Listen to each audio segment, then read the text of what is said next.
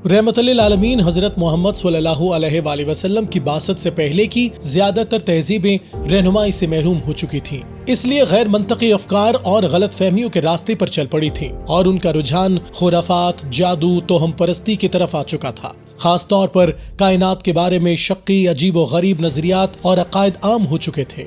लेकिन आप सल्लल्लाहु अलैहि वसल्लम की बासत के बाद दुनिया में एक तारीखी फिक्री इनकलाब आया जिसने इंसानों के सोचने का धारा ही बदल दिया।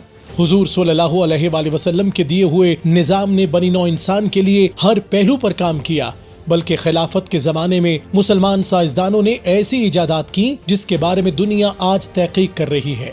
मेडिकल साइंस, फल्कियात और फिलॉसफी की तरह अर्थ साइंसेस के शोबे में भी मुस्लिम स्कॉलर्स ने बहुत बड़े बड़े कारनामे सर अंजाम दिए, जिनमें इमाम जाफर सादिक अलैहिस्सलाम, जिन्होंने मादनियात पर एक किताब लिखी थी, उसे जर्मन साइंसदान अर्नेस्ट रोस्का ने 1924 में शाया किया।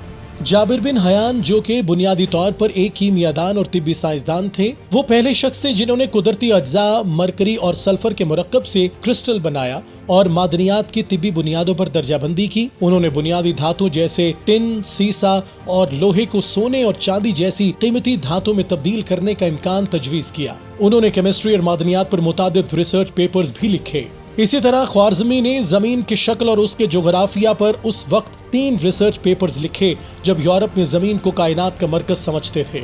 अल ख्वारिज़मी ने अपनी किताब the image of the earth में इन तोहमात की नफी की। हाथ से लिखी उनकी ये किताब आज भी स्ट्रासबर्ग, फ्रांस में महफूज है। मुसलमान साइंसदानों ने जमीन के ऊपर और अंदर कोई ऐसी चीज नहीं थी जिस पर तहकीक न की हो।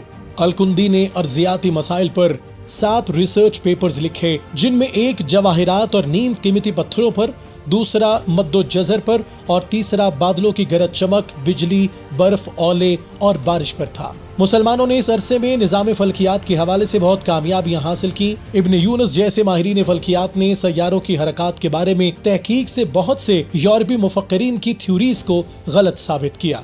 मुसलमान साइंसदानों की यह तरक्की इस वजह से मुमकिन हुई क्योंकि निज़ाम खिलाफत में उन्हें तमाम तर सहूलियात और फंड्स फराहम किए गए थे। उन्हें नौकरी, रोटी और बिल्स की फिक्र नहीं होती थी। इस बात का अंदाजा उस वक्त लगाया जा सकता है कि साल 830 ईस्वी में खलीफा मामून रशीद ने मुसलमान फल्कियात दानों और जोग्राफिया दानों के एक ग्रुप को शाम के शहरों पालमीरा से लेकर रका तक के फासले की पैमाइश करने का हुक्म दिया और उन्हें तमाम वसाइल भी मुहैया किए। उन्होंने जमीन के फ्रेम का हिसाब लगाया जो मौजूदा जदीद हिसाब से बहुत करीब है। इस बात में कोई शक ही नहीं है कि खिलाफत का सुनहरा दौर इंसानी तारीख का सबसे खूबसूरत दौर है, जिसमें मुसलमानों ने कामयाबी के ज़ीने तय करके ये साबित किया कि वो दुनिया की अजीम कौम है।